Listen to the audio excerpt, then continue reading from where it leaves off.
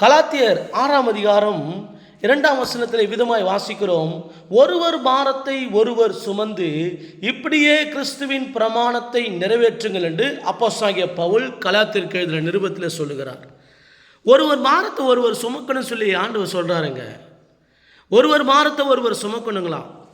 இன்றைக்கி நம்முடைய சொந்த சகோதரர்கள் கஷ்டப்படும் பொழுது, நம்முடைய சபை விசுவாசிகள் கஷ்டப்படும் பொழுது, அல்லது நம்முடைய சபைக்கு வருகிற நபர்கள் கஷ்டப்படும் பொழுது அவர்களுடைய பாரத்தை நாம் சுமக்க வேண்டும் என்று சொல்லி நமக்கு அழகாக வேதம் கற்றுக் கொடுக்கிறது. நம் கண்ணெதிரே நம் சகோதரன் கஷ்டப்படும் போது, நம் கண்ணெதிரே ஒருவர் துன்பத்தோடும் துக்கத்தோடும் பிரச்சனைகளோடும் தேவைகளோடும் இருக்கும் பொழுது நாம் கண்டும் காணாமல் போய்விடக்கூடாது என்று வேதம் நமக்கு கற்றுக் கொடுக்கிறது. அப்போஸ்தலனாகிய பவுல் விதமாய் சொல்லுகிறார் 8ஆம் வசனத்தில், தன் மாம்சத்துக்கென்று விதைக்கிறவன் மாம்சத்தினாலே அழிவை அறுப்பான், ஆவிக்கென்று விதைக்கிறவன் ஆவினாலே நித்திய ஜீவனை அறுப்பான். நன்மை செய்கிறதில் சோர்ந்து போகாதிருப்போமாக, நாம் தளர்ந்து போகாதிருந்தால் ஏற்ற காலத்திலே அறுப்போம் என்று சொல்கிறார். நன்மை செய்ய கற்றுக் கொடுக்கிறாங்க. இயேசு கிறிஸ்து கூட நமக்கு நன்மை செய்ய கற்றுக் கொடுத்தார். இன்றைக்கு இயேசு வாழ்ந்த நாட்களில் அநேக நன்மையான காரியங்களை செய்தார். வியாதிஸ்தர்களை தேடி போனார், துக்கத்தோடு இருந்தவர்களை தேடி போனார், தேவையோடு இருக்கிறவருடைய தேவைகளை சந்தித்தார், பசியோடு இருக்கக்கூடிய பசிகளை ஆற்றினார். இயேசு கிறிஸ்து வாழ்ந்த நாட்களில் அவர் நன்மை செய்கிறவராக சுற்றித் திரிந்தார் என்று வேதத்தில் நாம் வாசிக்கிறோம். வேதம் நமக்கு கற்றுக் கொடுக்கிறதுங்க, நன்மை செய்ய வேண்டும் என்று சொல்லி. இன்றைக்கு கிறிஸ்தவர்களாக இருக்கிற நாம், தேவனுடைய பிள்ளைகளாக இருக்கிற நாம், நம்மை மாத்திரம் நாம் பார்த்து கொள்ளாதபடி நம்மை சுற்றிலும் கஷ்டப்படுகிறவர்களை நாம் கண்ணோக்கி பார்க்க வேண்டும் என்று தான் வேதம் நமக்கு கற்றுக் கொடுக்கிறது.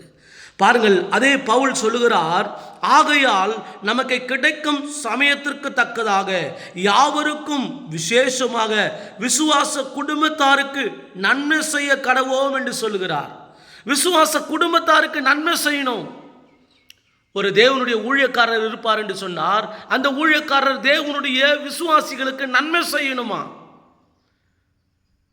அருமையானவர்களே, நன்மை செய்ய கற்றுக் கொடுத்தாருங்க நம்முடைய தேவன். ஆனால் இன்றைக்கு நன்மை செய்யக்கூடிய ஆட்களை, நன்மை செய்யக்கூடிய நபர்களை பார்ப்பது அரிதாக இருக்கிறது.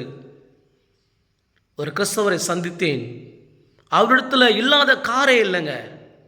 கிட்டத்தட்ட 15 காருக்கு மேலே அவர் வச்சிருக்காரு. ஜாக்கருன்னு சொல்லக்கூடிய காரு, BMW காரு, என்னென்ன விலை உயர்ந்த கார் இருக்கு. ஆண்டவர் இடத்தமா சொன்னார், உங்ககிட்ட 2 இருந்தால் ஒன்று கூடுன்னு சொன்னார். நான் மனசார யாராவது கஷ்டப்படுறவங்களுக்கு யாராவது கொடுப்பாங்களான்னு யோசித்து பார்த்தா முடியாது.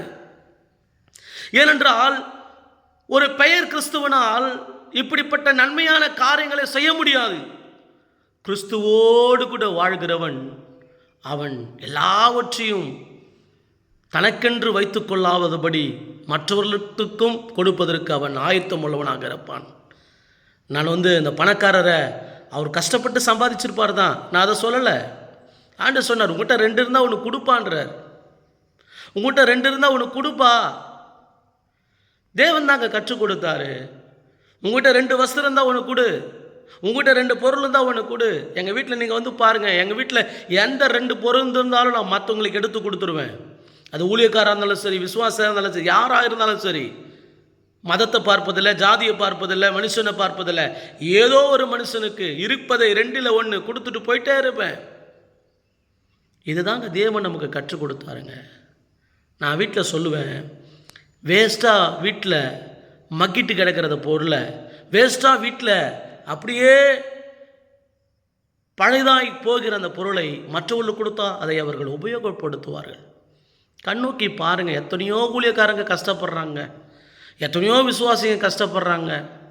நம்மக்கிட்ட 2 இருந்தால் ஒன்று கொடுப்போமேன்ற ஒரு சிந்தனை இன்றைக்கி கிறிஸ்தவர்களுக்குள்ளே இல்லைங்க. நான் ஊழியர் செய்த ஆரம்ப நாட்களில் பார்த்தீங்கன்னா சைக்கிளில் தான் போயிட்டு இருந்தேன். எனக்கு ஒரு பிரதர் ஃபோன் பண்ணி, பிரதர் என்கிட்ட 2 பைக் இருக்குது, நான் உங்களுக்கு ஒரு வாகனத்தை கொடுக்குறேன், நீங்கள் கொண்டு போங்கன்னு சொல்லிவிட்டு டிவிஎஸ் சாம்ப், சென்னைக்கு போனேன், திருவள்ளூர் மாவட்டத்தில் சென்னைக்கு போனேன், டிவிஎஸ் சாம்ப் கொடுத்தாரு. அது நான் 3 ஆண்டு காலங்கள் அந்த வண்டியை நான் ஓட்டிகிட்டு இருந்தேன். பார்த்தீங்களா, கொடுக்கணுன்னு ஒரு மனசு, கொடுக்கணுன்னு ஒரு எண்ணம். நிறைய பேர் வீட்டில் நான் பார்த்துருக்கேன், நிறைய கிறிஸ்தவர்களை நான் பார்த்துருக்கிறேன். அடிக்க வச்சுருப்பாங்க எத்தனையோ காரியங்கள். நீ கிராமத்தில் பாருங்கள், என் கூட வாங்க, நான் உங்களுக்கு காட்டுறேன். எத்தனையோ கிராமங்களில் இருக்கிற ஊழியக்காரங்களுக்கு கீழே போடுவதற்கு ஒரு நல்ல மேட் இல்லை, நல்ல ஒரு பாய் இல்லை, நல்ல ஒரு சேர் இல்லை, எவ்வளோ கஷ்டப்படுறாங்க. சில வீட்டிலலாம் பார்த்தீங்கன்னா நூற்றுக்கணக்கான சேர் இருக்கும். அதில் ஒரு 10 சேர் ஒரு ஊழியக்காருக்கு கொடுக்கணும்னு மனசு வராது. ரொம்ப மனசுக்கு ஒரு துக்கத்தோடு கூட நான் இதை உங்கள் மத்தியில் ஷேர் பண்ணுற அருமையானவர்களே. இன்றைக்கு தேவன் நமக்கு கொடுக்க கற்றுக் கொடுத்தார், கொடுக்க சொன்னார். உங்ககிட்ட இருக்கிறத கொடுன்னு சொன்னார். ஒரு மனுஷன் அந்த சிறு பையன் 2 மீனை கொடுத்தான். அந்த 2 மீன் 5000 பேருக்கு போஷித்தது. மீதியான துணிக்கைகளையும் அவர்கள் எடுத்தார்கள் என்று சொல்லி வேதத்தில் வாசிக்கிறோம். நம்ம கொடுத்தா தாங்க கர்த்தர் நம்மளை ஆசீர்வதிப்பார். நீங்கள் உங்களை சுற்றிலும் இருக்கிற மக்களை கண்ணோக்கி பாருங்கள், விசுவாசிகளை பாருங்கள், ஊழியக்காரர்களை பாருங்கள். உங்ககிட்ட 2 பொருள் இருந்தால் தயவு செய்து மற்ற ஊழியக்காரருக்காக நான் பரிந்து பேசுகிறேன், மனசார கொடுங்க. கர்த்தர் உங்களுக்கு திருப்பி கொடுப்பாருங்க. நான் எல்லாம் ரொம்ப அடிபட்டு இந்த ஊழியத்தின் பாதையில் கடந்து வந்தேன். 17 வயசில் ஊழியத்துக்கு வந்தேன். எவ்வளோ கஷ்டங்களை, எவ்வளோ பிரச்சனைகள்லாம் தாண்டி தான் வந்திருக்கேன். உங்ககிட்ட கர்த்தர் பேசுவாருங்க. நல்ல அப்படிப்பட்ட ஒரு தாராள மனசோடியவர்களாக நாம் இருக்க வேண்டும்.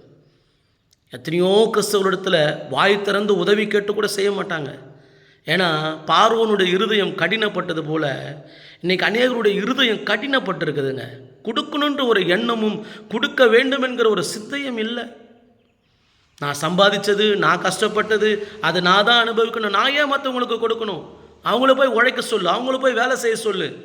ஒருவர் இப்படி தான் சொன்னார், ஐயா ரொம்ப கஷ்டமாக இருக்குது, ஏதாவது உதவி செய்யுங்கன்னு கேட்டால், நீ ஏன் முழு நேரமாக ஊழியம் செய்கிற? போய் வேலைக்கு போய் சம்பாதிச்சு உன் குடும்பத்தை நடத்து அப்படின்னு சொன்னாங்க. அருமையானவர்களே, தேவன் எல்லாவற்றும் நமக்கு கொடுத்திருக்கிறார். தேவன் எல்லாவற்றும் நமக்கு ஆசீர்வதித்திருக்கிறார். எனவே நம்மிடத்தில் 2 பொருட்கள் இருக்குமானால் அதை மற்றவரிடத்தில் பகிர்ந்து கொடுக்க நாம் கற்றுக்கொள்ள வேண்டுங்க. நீங்கள் பகிர்ந்து கொடுத்து பாருங்களேன், நீங்கள் நல்லா இருப்பீங்க, உங்கள் குடும்பம் நல்லாயிருக்கும், உங்கள் பிள்ளைங்க நல்லா இருப்பாங்க, ஆசீர்வாதமாக நீங்கள் இருப்பீங்க. நாம் பெருமைக்காக இதை செய்ய வேண்டாம். ஆண்டு சொன்னார், இந்த கை வலது கை செய்து இடது கைக்கு தெரியக்கூடாதுன்னு சொன்னார். நம்ம பெருமைக்காக செய்ய வேண்டாம். கர்த்தர் நமக்கு சொல்லிக் கொடுத்த அந்த காரியத்தை நாம் கடைப்பிடித்து அதை நம்ம செய்யும் பொழுது நிச்சயமாகவே கர்த்தர் உங்களை ஆஸ்வதிப்பார். எனக்கு தெரிந்த அநேக ஊழியக்காரர்கள் இருக்கிறார்கள். நானும் ஒரு உதவி செய்கிற ஊழியத்தில் நான் ஈடுபட்டிருக்கிறேன். நானும் ஒரு ட்ரஸ்ட்டு இப்போது ஆரம்பித்திருக்கிறேன். உடைந்தோரை உருவாக்கும் அறக்கட்டளை ஆரம்பித்திருக்கிறோம். அநேக உதவிகளை, எங்களால் முடிந்த உதவிகளை நாங்கள் பிறருக்கு செய்து கொண்டிருக்கிறோம். நிறைய கிராமங்களுக்கு போகும்போது எத்தனையோ ஊழியக்காரங்க தேவையோடு கூட இருக்கிறாங்க. சர்ச்சு இல்லை, நல்ல ஒரு சபைக்கு ஒரு இடம் இல்லை, சர்ச்சு கட்டலை, பசங்க படிக்க வைக்க முடியல, பிள்ளைங்களை காலேஜ் படிக்க வைக்க முடியல, சில பிள்ளைங்க படிக்காமல் வீட்டில் இருக்குதுங்க.